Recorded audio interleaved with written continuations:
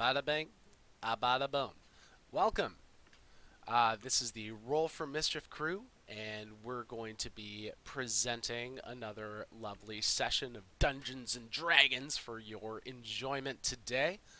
My name's Kyle McInnis, and before we get started, let's go ahead and have a quick little round of announcements. I would like to start with first this announcement just to say thank you to all of our viewers and our followers, old and new, all of you who have helped us get to this magical number of 50. That is an important number of followers to have when you're trying to have a Twitch channel. You helped us get there, and we're just trying to push forward and do even more cool stuff with this platform that we have going on. So, yeah, from all of us to you, thank you for hanging out with us. And we just want to keep making this a really fun experience for everyone. Another thing I wanted to say, I just wanted to share some really exciting news. About like 3 years ago, I wrote this piece of music that was based off of these melodies that are from all of these samples used by the Wu-Tang Clan in their songs. And through the magic of the internet, the original YouTube video that I uploaded on my channel for that thing found its way to getting uploaded on the Wu-Tang Clan's official artist channel on YouTube. It was weird. Never really gone viral before, but it's like strange. I've read something like 150 YouTube comments, and I'm still alive, so that really says something. I think. That's awesome, man. We're all stoked for you for that. That is Sure. amazing. Yeah, a hell of a lot of fun. I So, mean, I haven't done anything like that. I'm not on a Wu Tang artist channel. Anything. but you're just as gangster to me, Asa. Oh man, straight up G. Straight up, Uh, my dude. announcements. The weather outside here is really nice. It might look like I'm on some kind of like crazy wonderful vacation because I am not in my house right now, but I'm actually right down the road from where I live. I'm gonna have a shaky camera. Occasionally, I will be there'll be some stuff with my visual. Bear with me because there, I've got to switch between apps in order to run my character and roll my dice. And yeah, there might be a barking dog at some point. You don't know. yeah, there might be a Dusty here. I'll let you look at her. She's right there. She's drinking water right now. Oh, She is. dude, forget the D&D. Just have the camera on Dusty this whole time. We're Oh just gonna watch man, this dog. You know, Dungeons and Dogs. Dungeons and Dogs, dude. It's a new show. Oh, right. Oh man, I could run that. I could totally run that because No, you know. Absolutely. it's Yeah. just Pugmire. Well, and for those of you who don't know, my profession is dog grooming. I've worked with dogs for 12 years. That's like my life. Yeah. Let's do some Pugmire. Pugmire. Yeah, I own both the Pugmire and the Monasteries or the Ministries of Mao books. Wow. Yeah, I'm pretty sure you sent me the PDF of Pugmire. Ministries of Mao. Is that a cat one? Yeah, Is that? it's the cat book, the expansion. Oh That's man, super that's like funny. cat communism right now. Oh my god. That's so good. The Ministries of So Mao. yeah, they're actually going to come out with a third book for at some point down the road for the last two major races, Cool. like lizards and then something else. I forget what the other one is. Well, Interesting. I'm gonna give up the seat on my announcements since they were fairly mundane. Let's go ahead and move on. That's Oh, and I fair. also want to plug. I do want to plug though Mischief and Misfits on Sunday. Yeah. We've hit 50 followers, and that's amazing. But you know, like check out Mischief and Misfits. You can watch the games on YouTube. It's a lot of fun, and I am consistently surprising my players, and it's whether it's to their consternation or to their enjoyment. It's a lot of fun over there. So, honestly, come check us out. Even if you don't watch us live, come check us out on YouTube. They're only 2 hours long. It's much more bite-sized and like doable. Well, hell yeah. All right. So, anything else to add before we get going? I killed it. Killed what now? We have moths. So Oh, Oh Just been man, that's hunting the small clothes moths as well. We had like a massive infestation in the UK like 6-7 years ago, and like they've not quite gone away. So like in this house especially, it's an old church house, Mm-hmm. and yeah, they hide in nooks and crannies. And they've got so. like a 3-week breeding cycle. So we managed to like sort them out in our clothes and stuff. That's now sorted. Just boil, wash, or sort them out. But they still hide in the walls. So occasionally you'll get one coming out. Mm. Kill them all, Drew. Yeah, man. Yeah. Dogs and moths. Okay. That's That's what our we got day. going on. That's what we Come got. on, let's play some D&D, guys. Let's All stop right. digging around. Okay. Shall we do that? What? No. Yeah, I think we came here for that. That's what the people want. Without much further ado, let's go ahead and roll the credits. Roll Do it. it.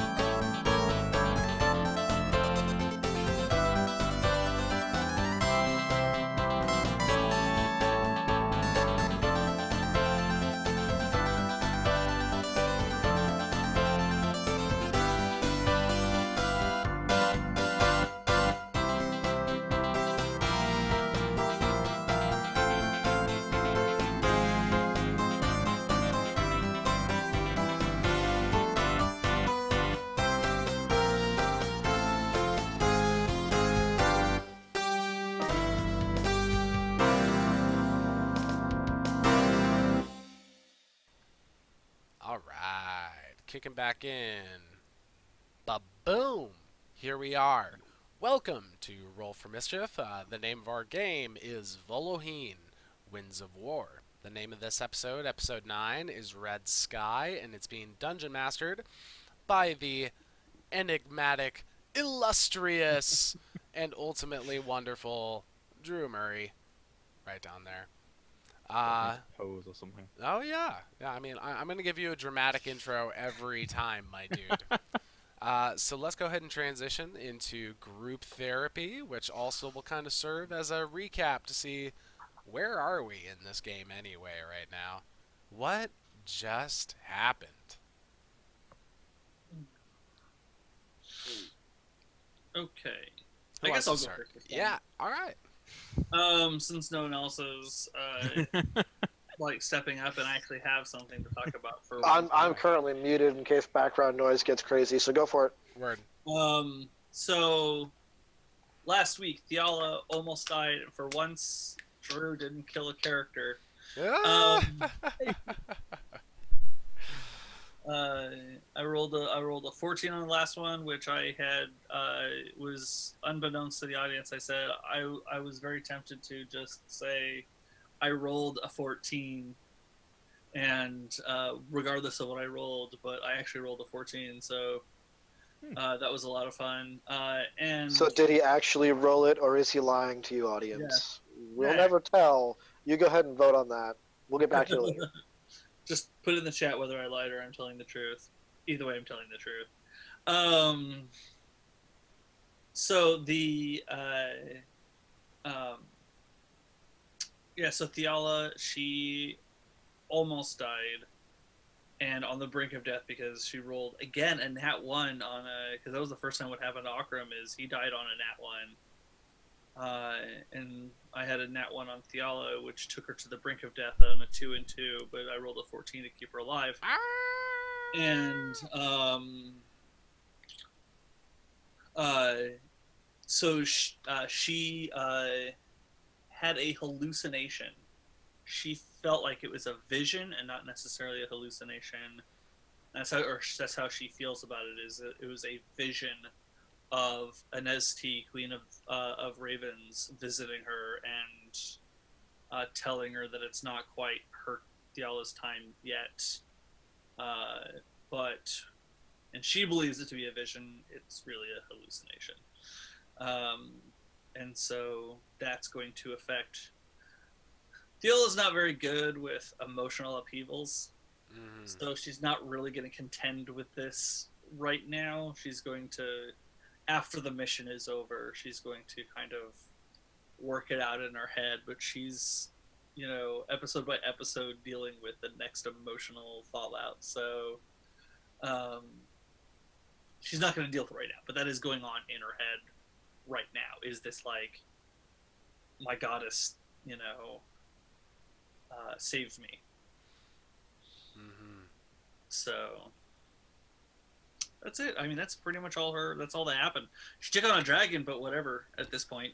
She a god, as far as she's concerned, a god visitor. For real. So fuck dragon. Yeah. Yeah, I mean, she took on a dragon, and Eridu got a dragon blast to the face. Yeah, you're right. It's like whatever now. Dragons are doing stuff. Dragons, We're just whatever. I mean, Eridu's driving a mechanical dragon. Come on. It's called D&D, and it's Dungeons and Lowercase Dragons. Yeah. So wait. Tell us more about that, Asa. What Man, happened? so this is like the Asa fan wet dream moment where I'm like, I stole the fucking dragon. I mean, full on. There was the moment where Eridu's like, all right, guys, we're gonna steal us a mechanical dragon, and I did it. I mean, Eridu did it. I didn't do shit. I sat here and, role played. He did all the work.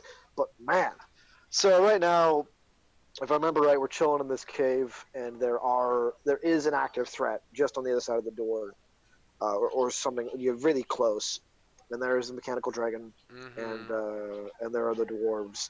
But like, okay, so Eridu emotionally, like he's not exhausted anymore. He kind of believed he was going to freeze to death, but then was like, okay, this is my last chance. And then spent the time in this dragon going, I got to find a way out of here, only to be reunited with everyone again and going, oh, okay, this is more than I had hoped for, but we're still stuck in a cave. But it's all surface stuff. It's all just, okay, here's the next problem, let's deal with it. Next problem, let's deal with it. But me, as a player, I'm like, this might be time for drastic moments to happen, and I want to see before the end of this adventure, this episode specifically, Eridu being faced with a very tough choice, because I think I know what he would do, but we won't know until the choice comes up. So I'm feeling the emotions. The character is just running on adrenaline. For certain. I have to wonder whether this entire mission will be a success, or if this is the powder keg that like starts everything. Because I don't think we're negotiating our way out of it. No, this seems pretty on the edge for war, man. Yeah, we haven't done a very good job of negotiating much of anything. Well, except for Agner. Let's be honest. So Eigner started off the last session in kind of a weird spot because he was separated from Thiala, separated from Eridu. Both Eridu and Thiala took their turns dying and like not dying, you know what I mean? Like they were both separated and just like both having a terrible time. Eigner's had like full health this entire situation. And he found a way to disguise himself to seem like some new, fresh recruit that just came off the boat and has no idea what's going on. Ended up going to talk with On and Alton and convincing them to like kind of lead him to where they're supposed to go. And after their one red shirt companion touched something dangerous and instantly got turned into a block of ice, then Agner decided to drop his disguise and use a little bit of theatrics to kind of shock the hell out of On and Alton, and ended up having some very emotional, very kind of intense dialogue. Agner's really trying to reach out to the both of them and give them a message that there's still a chance for them to come around, because everything that they've been following lately and everything that they've been standing for, in Agner's eyes, is a complete sham. He thinks that the Sheniel character is a complete sham, you know? He thinks it's all fake. And further, he thinks that there is no actual like justification for this war. And he thinks that on and Alton, the way that they're acting, they are perpetuating this. And they have a chance to distance themselves from this or like, wipe the slate clean or try and do something to counteract their actions that have already been taken. So Egner is in this kind of weird spot because he's like personally trying to connect with those two characters, but then like also at the same time he's trying to take this like larger like more like ethical kind of moral stance on it, and just say like this war in general is an awful idea, it's not right in any sense of the word, and we just need to do what we can to try to defuse this situation. So Cool. I like how Asa's face is frozen on that. It was like frozen. Like Oh yeah, no, that'll happen. Like, when I That'll fiddle around with happen. different apps, I'll Yeah. freeze. I'm sorry. Yeah, for Hey, sure. I already I mean, apologized for it. No, I mean you just have a good look. It was like yeah, you're all like this. I can't. it's Oh kind of like yeah, that. I'm gonna get super close, and then I'm gonna be like, I love it. you I guys love will get it. stuck with seeing up my nostril. Oh yeah. I might kill my video for this just so that my battery lasts a bit longer. Sure. So I Okay. think that's what I'm gonna do. And if I go home, when I go home, I'll see you lovely gentlemen there, or you'll Uh, see me rather. Okay. But yeah, All right. We'll trust that you're there, Eridu Yeah. Sumeria. you've got to trust me. That's what you've got to do. We do trust you. I For- will say that there should be some emotions going on with Eridu, considering he just came across Alton and On, and that's kind of who he was looking for. Oh yeah. this time Yeah. around. It's true. And I forgot about that. Eridu will be played by this Iron Fist figure in the bottom of my screen. Perfect.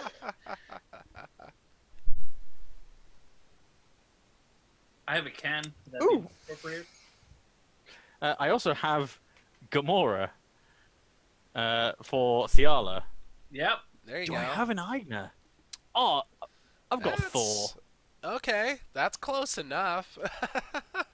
Dude, That's close enough. I have our D&D characters in Disney Infinity figures.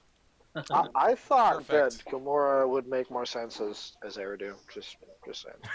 No, 100% Gamora is Thiala. 100%. I'll let you guys fight that out. Meanwhile, you guys are in a temple underground.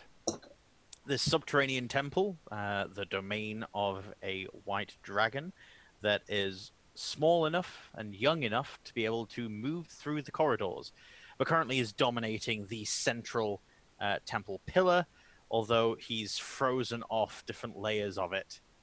So you don't know exactly where he is. From the sounds of things, he's up on the surface. Moving down into the temple, you guys, the dwarves, including those led by Darun, and it seems that Sheniel has also led a contingent of troops down here. You guys have barricaded yourselves into a small altar room, which is off to the side on the topmost level of this. You have a set of stairs going down behind a massive statue, a few braziers that have been set up and set alight by the dwarves. There is one warforged in the room with you, along with the mechanical dragon. The door is currently barred. On, Alton, and Eigner have joined you all. The doors opened, all of you allowed to come in.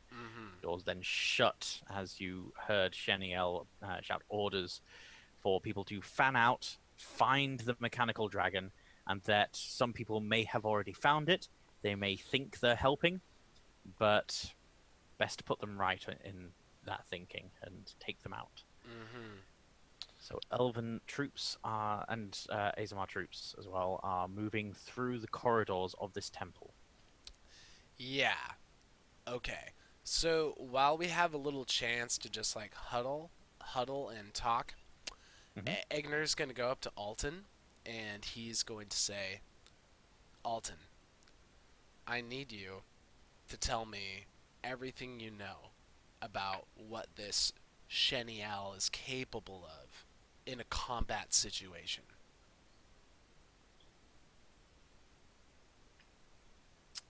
And you will get the chance to convince Alton. Because while he's more reasonable, he's still, for the last little while, essentially like chosen that other side. Mm-hmm. So he'll still need nudged a couple of times Well, for sure. for certain things. For So sure. yeah, give me a persuasion Okay. check. Hold on, really quick, Josh. Which one of those is Agner? I'm confused. I can't see all of them. Oh, that's it. Oh, of course I'm Cloud. Fuck yeah, of course. That's dope. That's super dope. Eridu. Oh yeah. Ah yeah. All right, persuasion. I do with I amiibos. I need a lucky roll here, guys. Ah, I need to not drop my dice here, guys. I was gonna go down and grab my link, but I was like, no, man. Oh my Eridu's on God. Cloud. Got a grand total of 4 on that one. Grand total of 4. Grand total of 4. He looks up at the big person. I can tell you a little bit about Sheniel, but I mean, I can't go into all of his secrets. You understand? We're still in a bit of a hairy situation here. On and I could still, in theory, get out of this situation alive without you guys. I'm not saying that's what I want. I'm just saying No, I if totally. if I tell you everything, that chance diminishes. Agner will just give him this kind of look. He'll just furrow his brow as if to say, like, dude, if you're with me, you're going to get out alive. What are you talking about? Oh my God. Like, I'm so offended. He'll say, that's fair. I understand. Yeah, you've been through a lot and have seen different perspectives. And though I may not understand what it is you see in this Shaniel, we'll just see how the situation plays out. Is he a spellcaster? Can you tell me that? Of a sort, yeah. He doesn't cast spells the way a wizard would. He doesn't do it in the same way that even On does. He seems to just do it. I'm not sure if he's just focused all of his powers and abilities in a certain way, or if he's tapping into something else entirely. He can make people think and do things that they otherwise wouldn't think and do. He messes with your mind. He can also read it, let you know things that you'd forgotten. So can you honestly tell me, the both of you, and he'll give a look over, like, even though he can't see, he can still like kind of sense where people are. Give me a break. Yeah. Give me a break. Yeah. He'll include both On and Alton in this and say, so can the both of you honestly tell me that you're following this Sheniel of your own free will? Alton looks over at On. A bit of a sad look goes on over his face. On questioned bit too much at one point. On is following out of his own free will, but can't act out of it anymore. Sheniel's kept him on a rather short leash.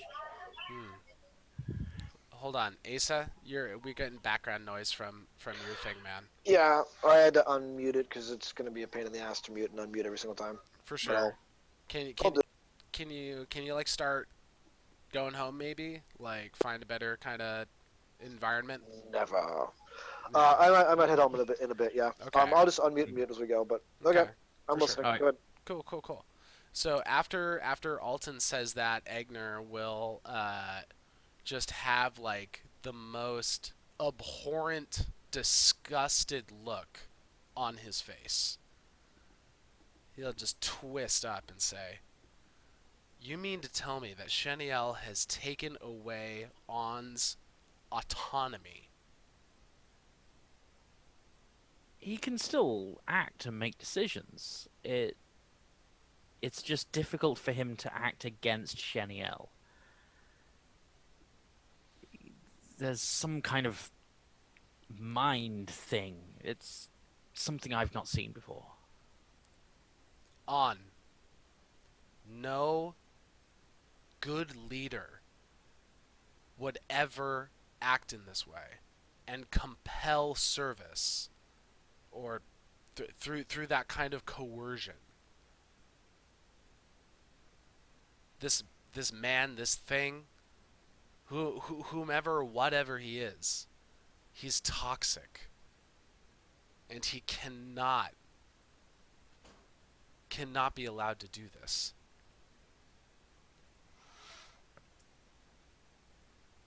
He looks over his shoulder towards you, and then turns and charges up to you. And yet, we do need to pick sides, don't we, Eigner? We do need to pick sides. You've chosen yours. Here you are with mountain dwarves and a drow. You've chosen your side. Look, I never said I was on her side. Pointing at Thiala. We just have a mutually beneficial kind of situation of helping each other stay alive right now. You know what I mean? Very, very good. I know the optics are bad right now. Believe me, I'm blind. I know something about bad optics. But it doesn't look good. But you gotta believe me when I say that I'm not on either side of this. I'm in the middle. I stand for those in the middle who are going to get caught in the crossfire and who don't deserve any of this. I stand for those, and I will do anything I can to dismantle this entire situation and prevent it from happening at all.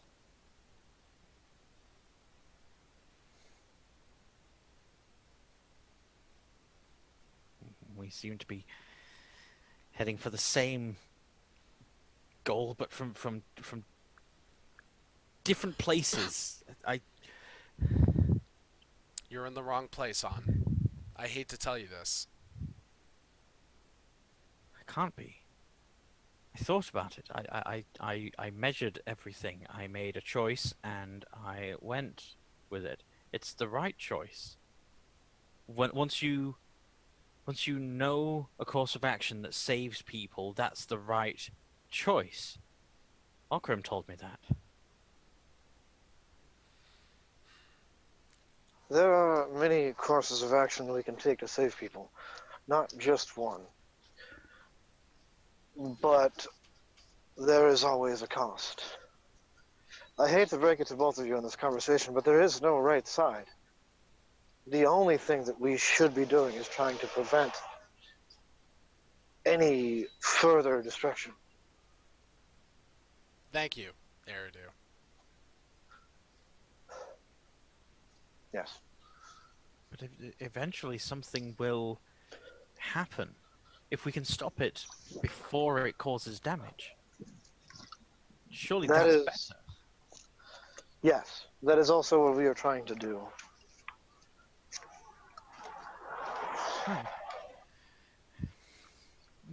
No, no, not from you.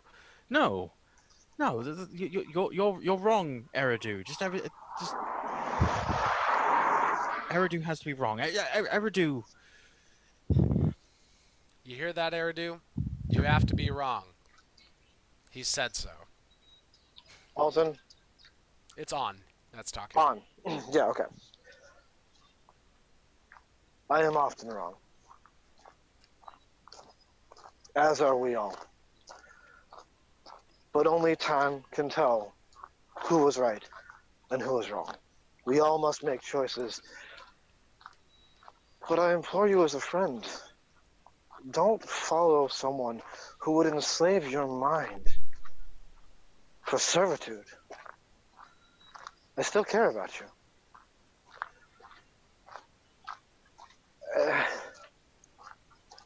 I can't abide by the things that Cheniel has done to force your allegiance. I would never do something like that to you.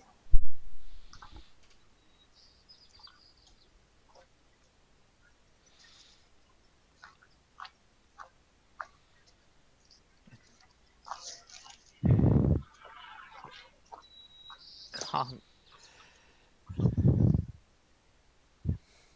We can't allow a war to happen. We need the weapon back. We need to return to the surface with the weapon. Return it, and it'll be a peacekeeping tool, nothing more. Don't you see what's happened here? You have this weapon. The kingdoms have this weapon. And what have the dwarves done in turn? They have made their army of metal soldiers. They have a weapon now too. And what's going to happen? The kingdoms will make another weapon, a bigger weapon, a stronger weapon, a more powerful weapon, a tool of devastation, something that will kill more. And in turn, the dwarves will do the same. And you will have the empire and the kingdom constantly developing stronger tools to just end life. Not to cease a war, but to win. And each side will do whatever it takes to win. Peace doesn't come. Subversion of loss of life doesn't come from creating more tools of destruction. It comes from putting aside one's pride, sitting down with the enemy, staring them in the face, and finding what makes you similar. Finding what it is that both of you care about and doing what you need to do to preserve that. I'm going to mute myself because I'm walking through a construction zone. That's fair. Okay. And Egner will hop in at this point, and he'll say, I second all of that. And on that note, I must tell you right now, my intention, fully, is to make this temple, gesturing around, the graveyard, for not just this mechanical monstrosity, but as many of the Warforged that the dwarves have brought in here. This will be a tomb for those awful, awful destructive ideals. Darun sort of peers up from the rations that he was starting to chow down into. You what, mate? Have you not been listening to this entire conversation, Darun? No, I thought it was just you and your friends catching up. You gonna leave this thing here? I mean, we need to we need to see how it works out. But Darun, I don't think it's a good idea to have any of this. this dragon, these soldiers, or whatever you call them, you may think them to be an appropriate response, but these warforged, as you call them, are every bit an abomination as this dragon. Neither of them should exist at all. And I want to bury them here.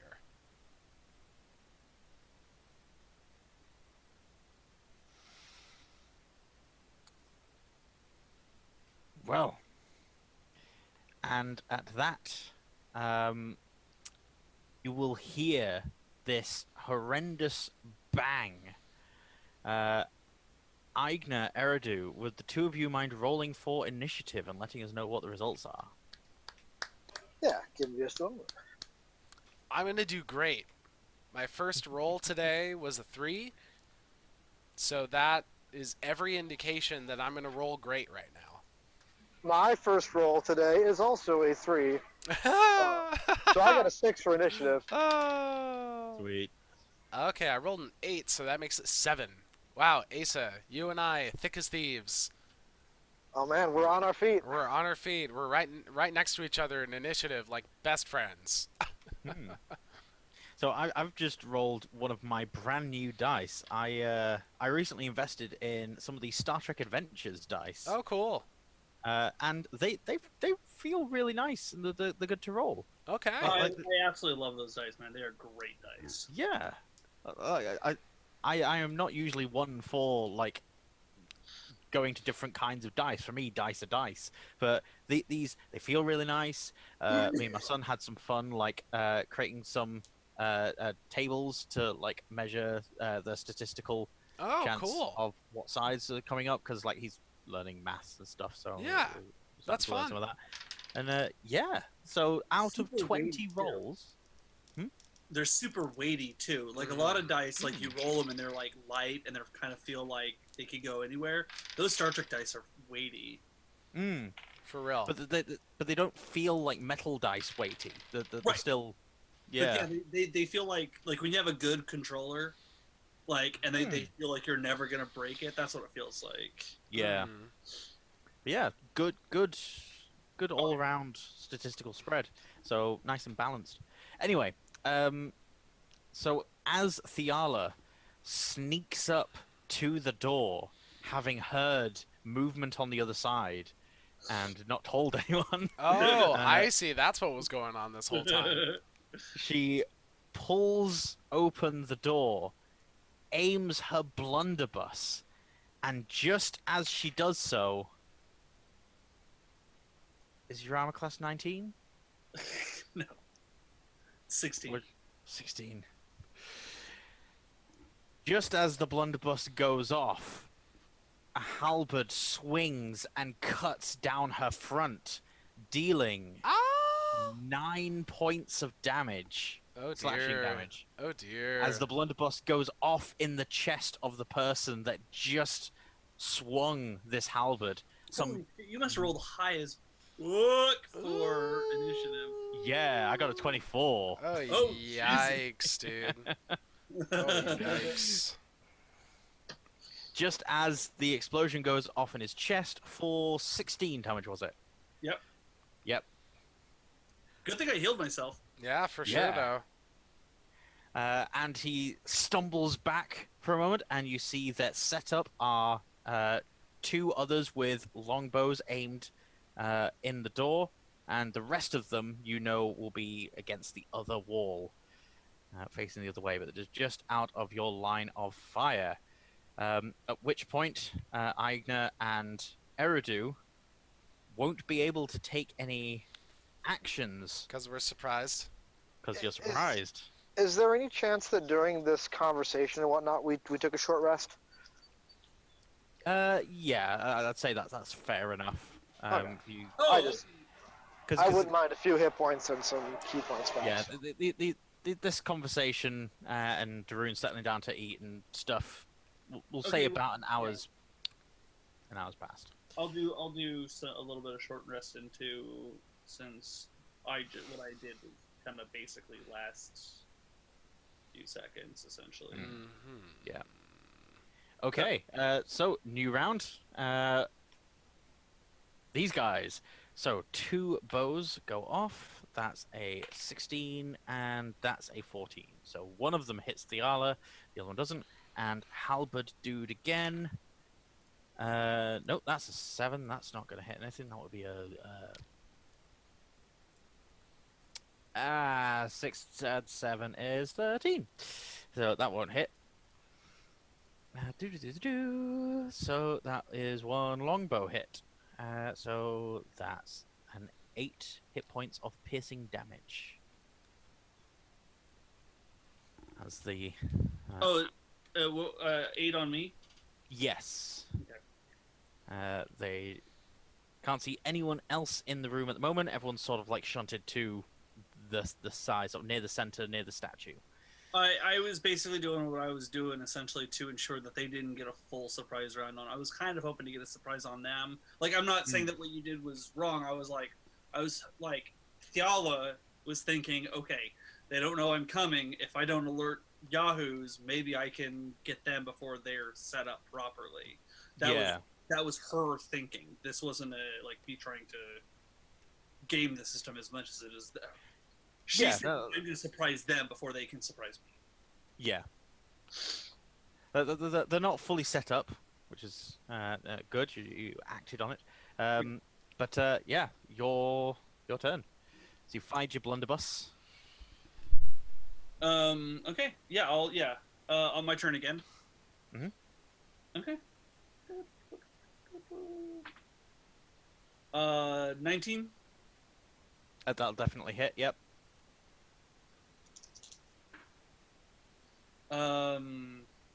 15, right? 7 plus 4. Oh, no. 14. 14 to hit. No. It was. Oh, It was 14 damage. Hit, 14 damage. 14 I'm damage. assuming 19 hits. Yes. Yeah. Yeah. 19 hits. 14 damage. Yeah, 14 damage. Is this on the halberd dude again? Yeah. Okay, so that is a total of 30 damage. Done to him. Ooh, he's getting close. Shit. Oh, wait, hold on. We're doing... Never mind. I have to reload. For sure. Actually, It's a single shot reload. Yeah, it's a single shot thing. Can I instead, basically drop my blunderbuss and pull my pistol and fire? So literally drop it on the ground, so it's not even a full interaction. It's just boom, boom. Yeah. Cool? Yeah, that would be cool. That's some That'd just be gunslinging different right damage there. then. Yeah, that's different damage then, obviously, yeah. Hold on, let me do one thing really quick. That is... What D10? 10. Oh, wow, 13. I rolled max. I basically did the same. Wow. Nice. Wow. I did max on the dice, so... So as you drop the rifle, his eyes drop to that. And then as his eyes pass your hips, he sees the pistol raising up. His eyes come back up again, and he gets another shot to the gut. Stumbles backwards, hits the wall, and as he pulls himself forward, you see that there's blood all over this wall now. And he stands with his halberd, his breath crystallizing in the air. I'll get you, drow scum. Eigner. Okay, well, with all the gun shooting that's been going on, I am assuming that my passive perception, based on hearing, I can hear where the gun is coming from. I can triangulate where that whole interaction is happening. And Yes. Immediately behind you. Immediately at the behind doorway me. on an alternate and you came through.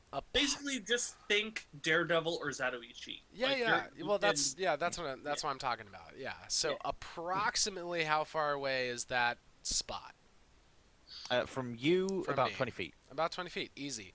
Okay, so I use my move action, and I get up there, and I'm going to use my action to do a double attack on I guess. So is the situation like the door is like slightly propped open, and this halberd guy is like kind of attacking through there, or is Yo, the door like wide open by this point? Yo So would the, have like kicked the whole door open. Okay, the door's wide open. That's what she would have done. Even if it's one Okay. door, that's Drew, but she would have just kicked the door open. Whichever one Drew decides. cool. Well, yeah, it was set of double doors that open into the room. So I'm assuming she's basically just like thrown one open and fired off the blunderbuss, Basically. Okay. and using the other one as cover, perhaps. Okay, that's fine. Okay. So yeah, in that case, Agner will just park himself right in the middle of that door and just like just do the sentinel, like guard the choke point kind of thing. And is there halberd guy right in front of him? Is that what's going on? Yeah. I'm going to attack halberd guy with this attack that probably doesn't hit. That's going to be 13 to AC. Nah. That's what Doesn't I hit. thought. And I rolled even worse. Oh, God. Okay, so I missed twice. God damn it. Okay, here's what I'm going to do. I'm going to use my bonus action and use a maneuver called Fainting Attack, which will give me advantage on my next attack roll against him. Then I'm going to pop my Action Surge. This is the same kind of kind of combo that I did on that Nolan, the Dragonborn dude. Nolan, I think that was his name. Yep. Nolan Oh, ran. wait, no, hold on. I didn't get any spell slots back, never mind. Alright, you know what? I'm just gonna defend. I'm gonna take back all that shit that I was saying, and I'm just gonna, like, try and just soak up some damage. That's all I'm good for anyway. Action That's surge and all I'm good for. I'm defend take. with your action yeah. surge. No, I'm just gonna take back my action surge and use it maybe next round to better effect. Okay. That's Okay. what I'm gonna do. So just standing there as a. Just standing there. He comes up, he slashes wildly because he's all confused, and then he's like, I don't think I hit anything. I'm just gonna stand here with my shield. All right. It's now Eridu. Eridu is going to look at Alton and On with his sad eyes and say, "This is not the time to pick sides. This is the time to make our own. Weapons do not win wars. Those who are wise enough to lay them down do." And then he's going to charge forward, jump onto the metal dragon, engage the thing that like starts the breath weapon, and then he's going to rear back and he's going to punch the control as soon as that thing the stone starts to heat up. And I'm going to attempt to do probably the shatter spell on that control as I punch it to destroy that control so it can't be turned off. Whoa. Right. Okay. Holy shit. Okay.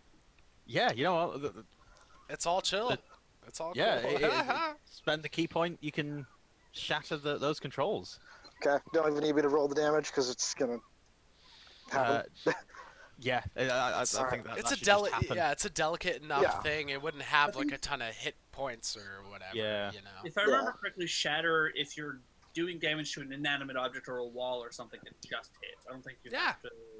Oh yeah. It just does damage. You don't need to roll to hit it. Yeah. Right. But yeah, and it's like 3d10 or something like that. So. Yeah. Yeah. Alright. Okay. Cool. Yeah, that's my turn.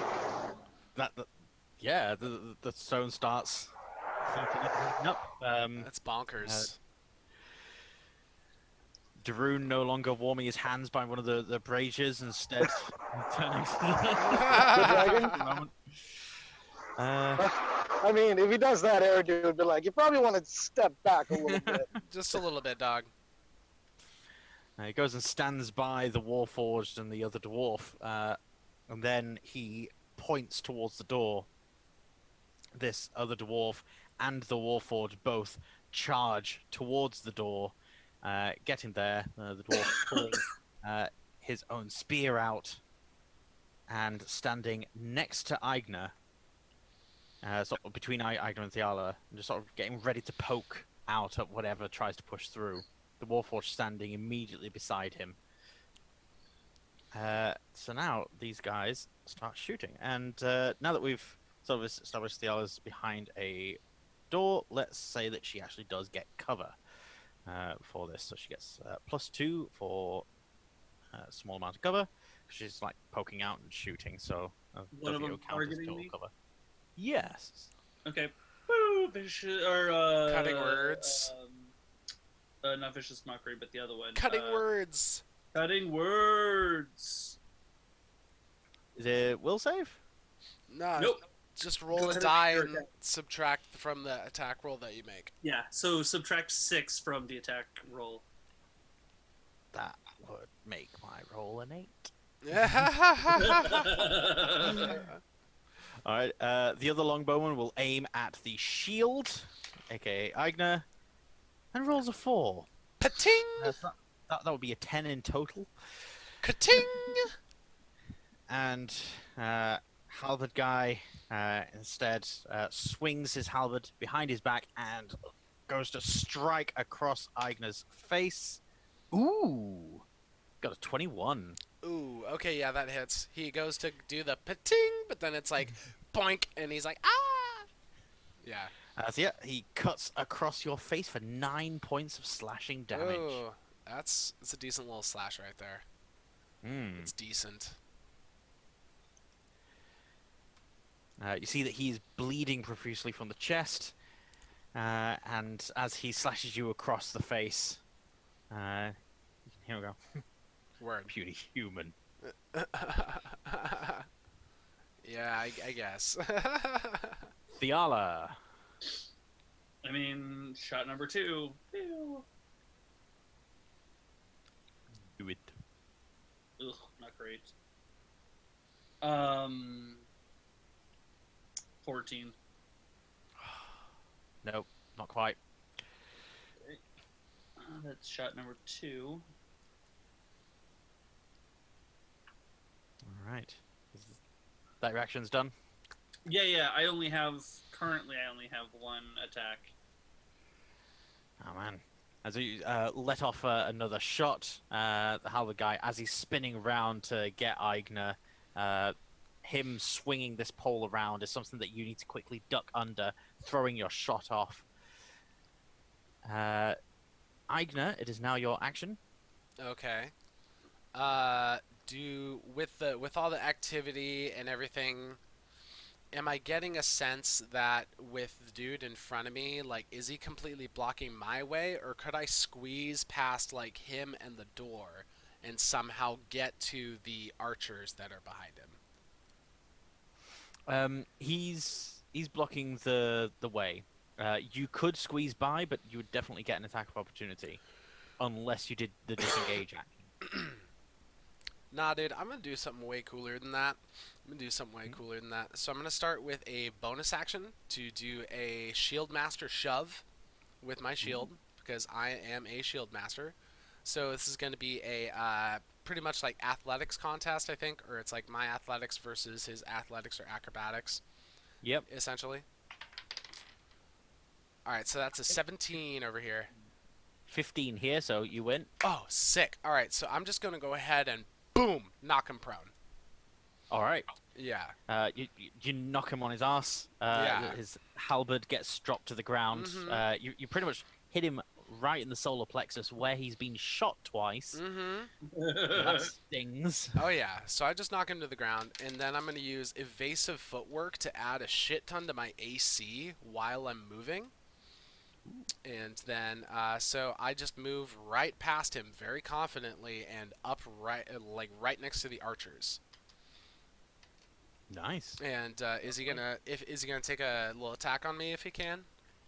Yeah. Let's. You can't be hit me. Disadvantage in the first place. So, I rolled a 14 and then a 13. So that would be a 19 total. My AC is 26 right now.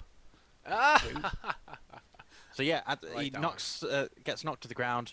grabs hold of the halberd again and tries to swing it. And you, as you're running, blind though you are, Yeah. you Hop right quickly over it. sort of like hop around over it like it's a jump rope. I'm so good. I'm so good. Get all the way to the archers. For real. Alright, so I'm going to fuck up some archers right now. Here is one attack against the one that's closest to me. And that is going to be a total of 12. The archers have an armor. Oh, hold on. I haven't written down their armor class. So it'll be. I'm next, right? Yes. Okay. Yeah, he should have been going after. So Eigner. That's a hit? Was that? Yes. Sorry. What did you roll? 12. 12. No, it's a miss. Okay, so I'm going to use Fainting Attack to give myself advantage on the next attack against that dude. I'm just using like so many superiority dice. It's crazy. Okay, yeah, that is more like a 22 versus AC. And Definitely hits. For a total of 10 damage on that fool.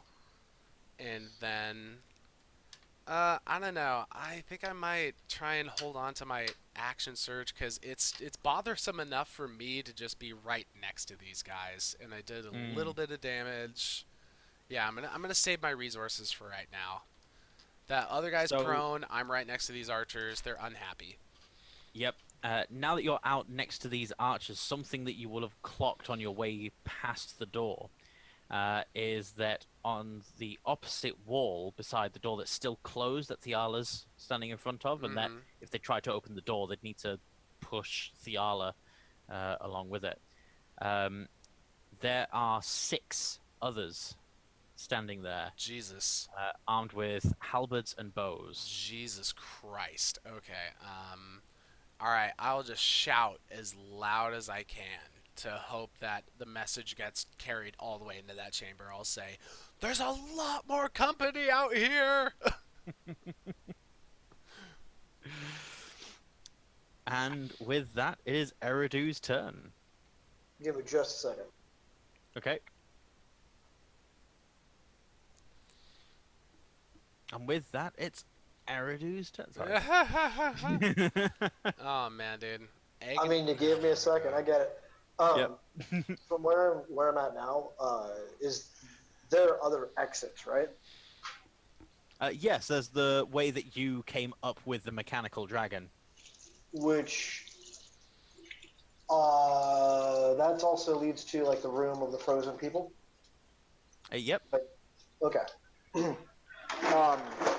I'm gonna look at everyone and just be like, hey, as I hop off the dragon, you know, taking in what Agner said, I'm gonna say, it is time that we leave. This way. And I'll turn to Darun and say, are you with us, or are you going to fight this losing battle?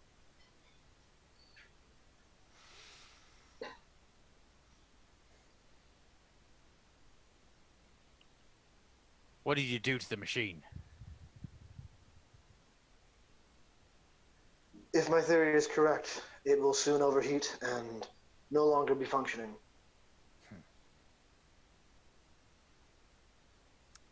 I still need to test out mine. We'll hold your retreat.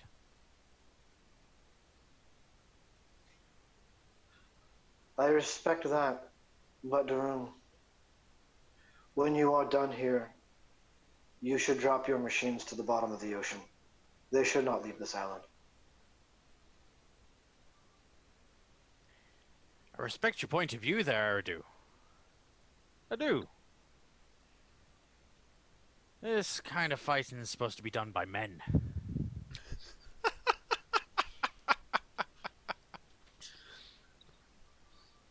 Orders are orders, though. I'll leave it up to the superiors, see what they want to do with them. You never know. They may be a bit crap.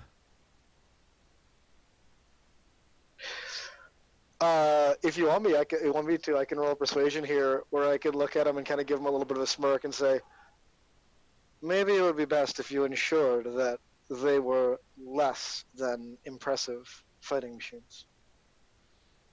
No need for the persuasion. As you give him that bit of a smirk and say that, he then digs into his beard and pulls out a small chunk of metal that's obviously been worked, and there's some rifling to two ends of it. I have no idea what you're talking about, Eridu. These things will be running perfectly for years. Nothing can go wrong. Oh, what's this? I don't know where that came from. with that, Eridu will call Thiala, Agner, after with me, and I'll make for the way that I came. Okay. Cool. Hey, Eigner heard you. I'm gonna decide that he's got good enough hearing. Yeah, he probably would. And I'll kind of look at On and Alton as I pass, and I won't say anything, but I'll definitely, if they have taken my meaning throughout all of this, they will know from my look that they are still welcome to join us. In fact, I would like them to. Sort of imploring with my eyes, if you will. And then that's my turn. Okay. With the imploring with your eyes, give me a persuasion check. All right, let me roll a dice. I am playing D&D. Nope. I can't roll 42 on a 20-sided dice. Wait, what? That's an 11. All right. You see, On is avoiding your gaze. Alton, however, returns your look and gives you a sharp nod, and you see him turn to On and Domini and start talking to them as you're making your way past. So hopefully that will be them following you. Hopefully. On the other side of the door, however, Eigner is facing off against Like, 4 archers that yeah. have a clear line of fire from the other side of the wall. oh god. That's a natural 1, so that's no good. That's 24. That's a 13. And that's even less. So 24's got the best chance. 24 Your fancy footwork. Well, when does it's done. So Is that done? Yeah, 24 hits. It's just until you stop moving. It's like to really just protect against opportunity attacks, and that's pretty much it. Right. Okay. So in that case, that is 8 piercing damage as one of these arrows gets through your defenses from this volley. The 2 archers that are right next to you, you see one of them reach up to the top of his bow, pull off the string. The bow then snaps into a straight line quarterstaff, and he quickly spins it around, whipping you lightly with the string, and then trying to hit you with the head of it like a staff. That's Which wild. you're able to very quickly block with your shield. Because he missed, because he rolled a 4. I was hoping it would hit. The other guy has done the same behind you. And that's a natural 1. So Oh, again, wow. you managed to defend against these bow staffs. Yeah, That's Agner. already a weapon. Yeah. But yeah. You know what I mean. I know what you mean. Yeah. Agner's looking out right now. Halberd guy kicks his legs up, launches himself forward, and then grabs his stomach, realizing he shouldn't have done that, how injured he is. He sees you getting attacked by the archers, turns, sees Thiala and this dwarf in the doorway, and he charges forward with his halberd and goes to swing. As he does so, you see that he's calling upon some special martial arts training. The way that he's swinging this halberd is going to do some significant damage. That's a 17 to hit, which, with Thiala being partially hidden behind the door, would be a miss. As the blade ricochets off the edge of the door, goes to get the dwarf, though, and cuts across the dwarf's beard, shaving it off and cutting across his shoulder. So the guy's got a shortened beard and a graze. So he's taken 9 slashing damage. For sure. I need to introduce fewer NPCs that will be involved in combat. So I've now got a dwarf's thing. I've still got the 5 hit points that the dragon took before listed on there. I know the dragon took more. Where's the other dragon's hit points? Yeah, the dragon took a lot more than that. Yeah. Where did I put that sheet? Oh, I don't know. Where's last session's initiative thing? I'll find that before the dragon comes back. I'll find that on the break. Yeah. Anyway, so that's them. Thiala, you've heard Eridu shouting for people to run.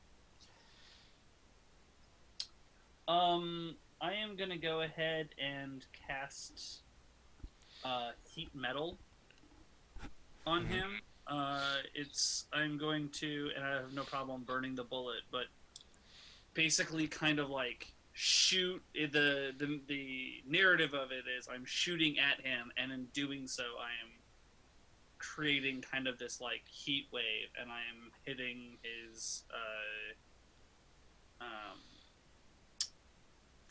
armor. I'm assuming if he's got a halberd, he's got metal armor. Yeah. And heating metal on the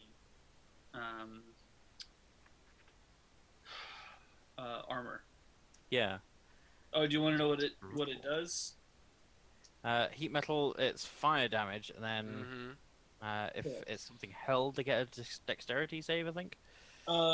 They get disadvantage on some shit if they can't drop the item or whatever. Right, it just hits. Any creature in physical contact with the object takes 2d8 fire damage when I cast a spell. Until it ends, I can use a bonus action on each of my subsequent turns to cause this damage again. If the creature is holding or wearing the object and takes the damage from it, the creature must succeed on a Constitution saving throw or drop the object if it can. If it doesn't drop the object, it has disadvantage on attack rolls and ability checks until the start of your next turn. Being that it cannot drop it, it just takes... There's a reason why I always hit them in armor. Yeah. It just takes the damage.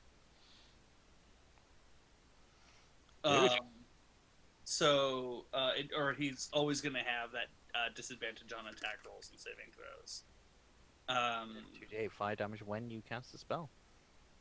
Yeah, if there's no attack, it just happens. It's it's the dick move spell. Do the damage. So it is. I did. It's not great. 7 damage. It's not great. And I am going to I'm going to back up, but not fully leave yet. I'm going to remain line of sight on Eigner to watch what he's doing to back him up. Despite the fact that it's not a lot, that's enough to kill the guy. Okay. That's helpful. That's helpful. So, I wish I had heard that skill slot, but that's helpful. So as he charges towards you, scrapes his halberd against the door, bounces it off, and goes for the dwarf, you take advantage of the opening, put your gun into his ribs, just fire it off, the hot muzzle of the gun heating up his armor, burning the side of him, and he collapses down to one knee, props himself up with his halberd, stares at you, and then you can see as the armor continues to heat up, part of his furs start to smolder slightly. A bit of smoke comes up from around his neck, and then his eyes roll back, and he collapses to the ground, convulsing as the snow around him starts to melt. Dramatique. I'm going to go ahead and maintain concentration on it for the full minute, even though he's alive. I mean, even though he's like, Well, that'll really help with the intimidating factor that I'm trying to set up too. You know, Mm. they'll walk in like past whatever I'm trying to do, and then they'll see like this still burning, smoking corpse of their halberd buddy. Like Yeah. it's gonna be intimidating, I promise. Yeah. Eigner, it is now your turn. It is now my turn. So here's what I'm going to do. Um. Okay. Here's what I'm gonna do. As my action, like I said, I don't have any spell slots left. That was my mistake for just assuming, like, oh, I'm gonna have spells, but I do have my cantrip, so I'm gonna try and use thaumaturgy to dramatic effect right now. And I'm going. One of the effects that it says is that you can cause harmless tremors on the ground for 1 minute, but you know they might not seem harmless right at first, so so I'm gonna shout something just like, "You fools! This temple will be your grave!" And then all these tremors start to shake around. And then I'm going to start moving, and I'm going to use another superiority die to use evasive footwork. So no matter which way I move, I'm going to get. No matter. Oh gosh, I can't even roll this. Not. I'm incapable of rolling dice today, guys. I'm really sorry. Okay, so I've got the bonus to my AC, and I'm going to move pretty much back through the door, taking however many attacks that I need to. And if anyone is in my way, I have a bonus action to be able to do a shield master shove. Hmm. No one alive is in your way. Good. But you do have those two bowmen still either side of you. So Well, just for good measure, I'm gonna smack one of those bowmen before I leave. So it's gonna be another like acrobatics or athletics check contest. Oh man. I rolled a 4. Oh dude, I got a 12. Sweet. Okay. Nice. Just Yeah, like the most I would get is a 10. So for sure. Well, there you go. So just for dramatic effect, I take the one that I had slashed already and just pop smack him across the face and make him fall prone. Then I say, "This temple will be your grave." Start the tremors, and then I just book it right out of there with 30 feet of movement back through the door. Nice. So yeah, you still see the other archers on the other side drawing more arrows, knocking them, training their bows on you just before they draw. But you get behind the lip of the door and are able to take cover before they manage to fire. I'm Eridu. getting as far in the room as I can. I'm not just like ducking for cover like behind the door. I'm like booking it because Eridu called the retreat. I'm trying to get as close to Eridu as I can. Yep. Okay. Eridu. Eridu. All right, so do I got a 45-foot speed. Mhm. Am I still inside of this room right now at the start of my turn, or am I in the next hallway area? You'll be able to be going down the stairs by this point, yeah. Okay, so sorry, I was walking up a hill. Once I get to a spot where no one else is behind me, I'm going to find maybe if there's something, a little alcove or something to sort of tuck into, and rolled a 23 total for a stealth check. And I'm going to hang out in that little place and wait until the rest of my party catches up with me. So as you head down the stairs and along the corridor, you get back to the T-junction that you walked past, the left corridor leading to a room with all those frozen bodies, which is a place that you could duck into. Okay. Yeah, that's where I'll be then. Cool. Probably, hiding behind a frozen body, or standing very, very still and pretending to be one. Probably not that. Okay.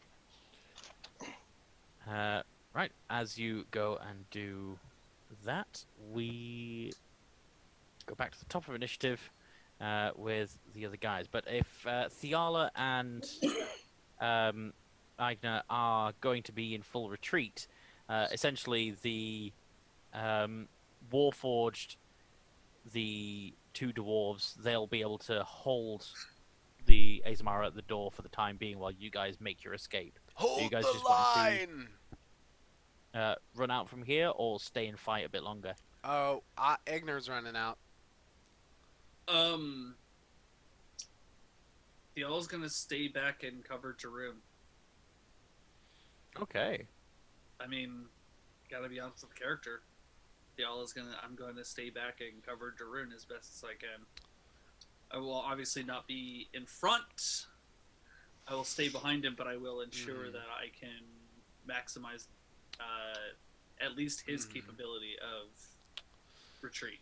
And for what it's worth, Agner will just do a quick shout out and just say like, "Fall back, Thiala," but he's not gonna like stay and like bitch at her to say like, "No, seriously, fall back." Like he's just gonna say fall back and then keep running to catch up with Eridu. Right. So,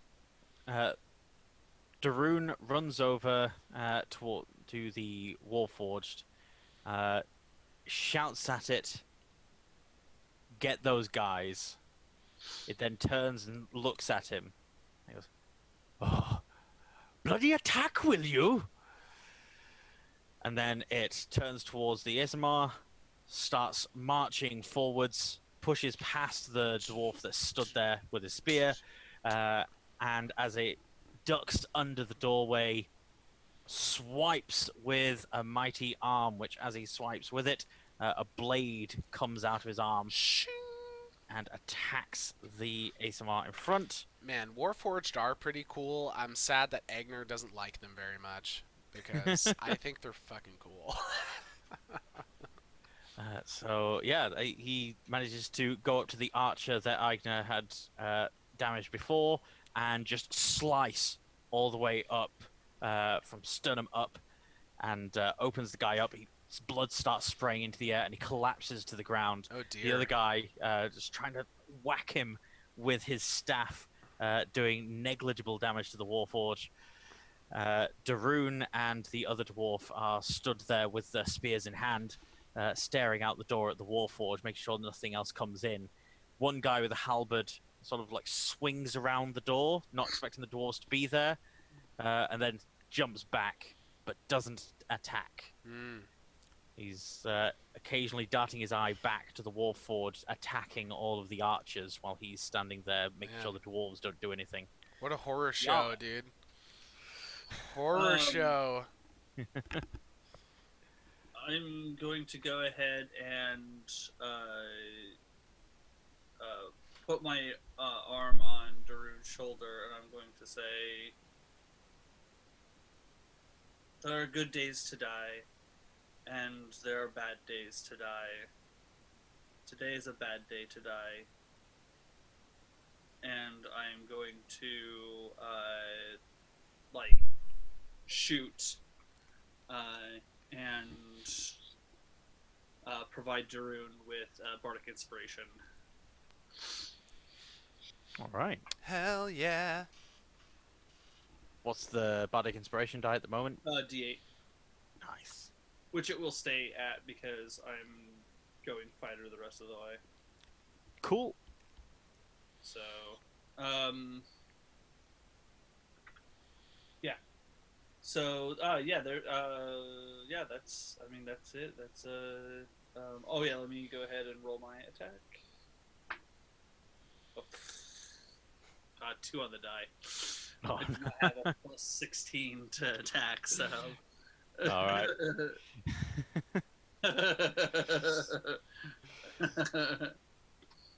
I am just working on getting a map thing ready for you guys, so it's easier to communicate what's happening where. You guys are now all charging down the stairs with Thiala's still up there with him, though. Yeah, Thiala's still up with the rune until he starts to. She is essentially no man left behind. She's not going anywhere until everyone is Sans Warforged. She doesn't care about the Warforged, but everybody else is heading back. She leaves no man behind. So, Eigner, you start charging down these curved stone steps, and then you feel that there's an intersection that you're in front of. There's a lot of cold coming from, well, all around you, but it feels even colder to your left. But you know that Eridu's down that way. Do I smell Eridu? You smell him. I smell him. I smell his gentle, lotion soft hands. I think he smells like sweat and fear. No, he smells like lilacs. We already established this week that he always has a can of Axe body spray on him. Also, if Eridu sees Agner, he would kind of give a bit of a whisper. So that way Agner knows where he's at. For sure. Yeah, Agner will follow his nose and his ears to find Eridu.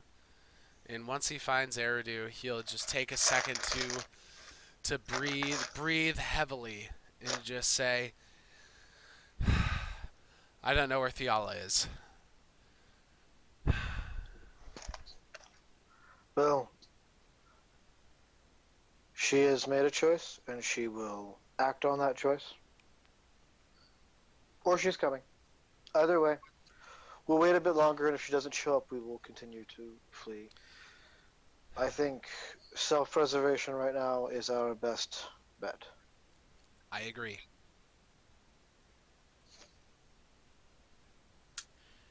Yeah, so we're gonna wait, probably maybe a minute, maybe less. Depends on what else happens around us. And in that time, Agner is maybe gonna crawl up just a little bit farther, so that he can get some kind of sound tunnel kind of thing going on back to that scene. And he's just going to listen intently and try and get as many details as he can from the distant sounds of battle still going on. Okay. So yeah, you'll basically be able to get the round descriptions that Thiala's getting. Sure. And understand what's going on there. Yeah, okay. Right. Back to these guys, the Warforged, swinging his arm blade against these hordes. In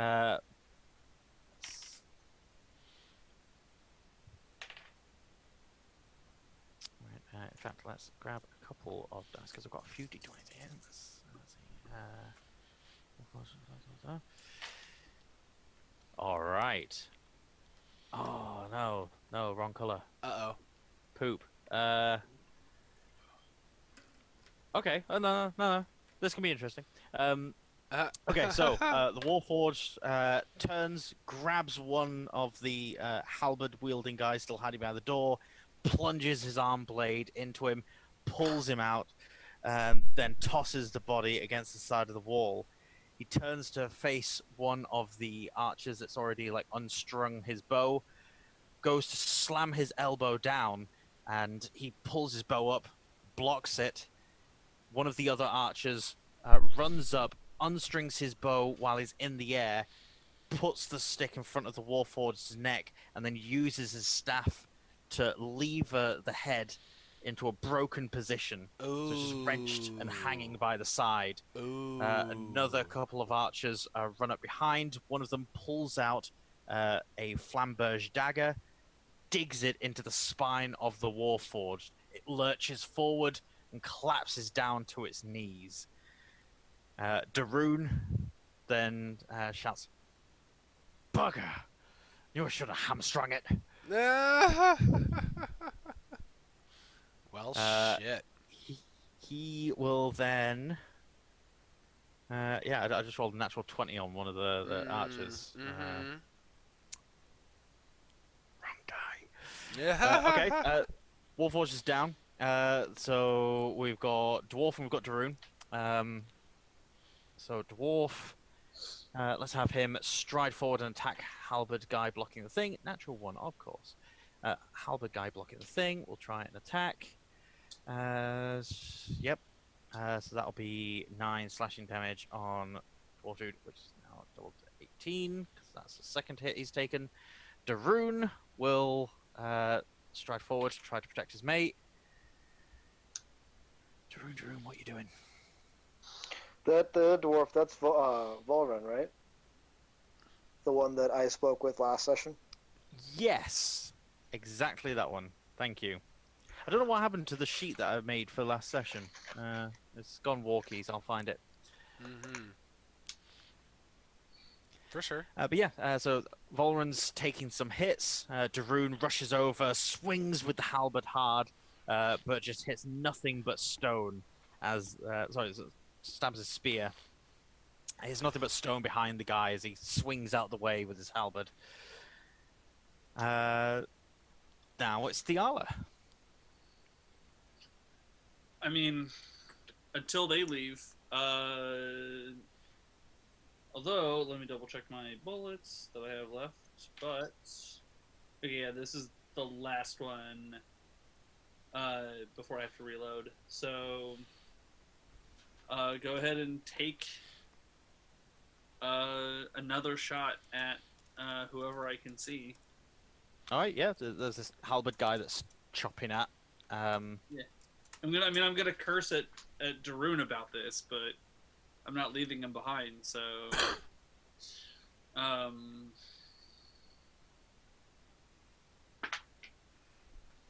nope. 4 plus 5. So again, unless they have an AC of 9. Nope. Okay, that's it. That's my turn. It's the day of the bad rolls. Yeah, that's it. That's all I'm gonna do. I'm gonna still maintain line of sight, but I'm gonna kind of back up a little bit, cursing Darun and telling him to, get his shit in order and fall back. Yeah. That's a good call. All right. He will. Shout Like back. I probably make a roll of some kind to. No. I think he's seeing the wisdom in retreating in this sort of situation. It's like, Oh, that's a pity because I rolled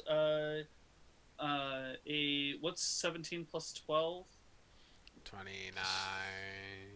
yeah, that Yeah, I rolled a 29 intimidation. Wow. dude. Well, he's plenty intimidated then. Yep. So he'll shout back. All right, you bloody sow! You made your point. Back, Volren! Back! And he will make his retreat, taking the disengage action. And so will Volren, marching back to the statue and holding off people getting to the stairs. They are immediately chased. Thiala, are you also making your way back with them? Yeah, I'm gonna go ahead and I'm going to essentially move backwards. Essentially, I don't think that there's a penalty for that. So, and I'm going to reload. Spend my action reloading this turn. But yes, I am moving backwards with them. Actually, yeah, no. Having specialized training, I would know how to walk backwards and maintain good. Yeah, I don't think that's a big deal at all. Yeah. No. So not all. Like a cleric wouldn't. I don't see any problem there for anyone. Well, and I'm going realistically in nature, the character. I'm not talking mechanics, but what is the character? If my character was a sorcerer, I would impose half movement for that. Sure. On myself, if nothing else. Sure. But being that my character is a former special forces. She would have that capacity. Yeah. Sure. Yeah, so she'll be moving quite smoothly over the battlefield. Yeah. While reloading her weapon. With Agner and Eridu, I've just essentially with you guys saying you were willing to sort of wait a turn, basically just skipped your thing to go back round to them so that they can move. Yeah. So they're now holding the retreat. Just as you guys get to the statue, which is right next to the mechanical dragon, there is immense heat coming from this thing. Loads of it. It's coming true, Asa. Your prediction. Oh, wait. Hold on. Wait. Oh, what? Oh, he did that second round in, so this is 5th round after that. Ooh. Which is... Okay. Thiala, give me a dexterity saving throw. Oh. I misjudged. Oh, I'm sorry. Wait, what? 18. Okay. I'm assuming an 18 saves. An 18 saves, so you take half. That's fine. Do you have anything that normally turns halves into nothing? No, I am Not a rogue. Not a monk. Not a monk. Not a shield master like Agner. Yeah, I am. Okay. Something. Yep, that is 12 points. Oh, wait, no. You succeeded. So it's 6 points Oh. of fire damage. Oh, either way. Oh, it could have been worse. Could have been a lot worse. Yeah, that. I mean, I got healed up. I'm fine. Yeah. As this device begins crumpling slightly under the weight of this thing, it seems to be getting heavier and heavier as it gets hotter and hotter. There is this blast, this wave of heat that erupts from it, and it gets infinitely hotter. It's now glowing yellow, Wow. and it is melting the moorings and metal brackets of this thing, and it then hits the ground with a thud, and it keeps heating up more. Wow. That'd be a scene. Uh, That'd be a cool scene to watch. yeah. Yeah. So you think that's a dramatic enough point to pause it for a break? I think. I think so. I think A retreat so. is in effect. Yeah. So our characters are running out of here. We've successfully made this dragon thing totally inoperable, and looks at least like one of the Warforged is unoperable. So, yeah, are we getting our way? Are we actually doing any good here? Let's find out when we come back. Please join us in about 10 to 15 minutes, and we'll continue this crazy-ass story. Thank you. Thanks for joining us, everyone. See you guys. See you shortly. We'll be right back.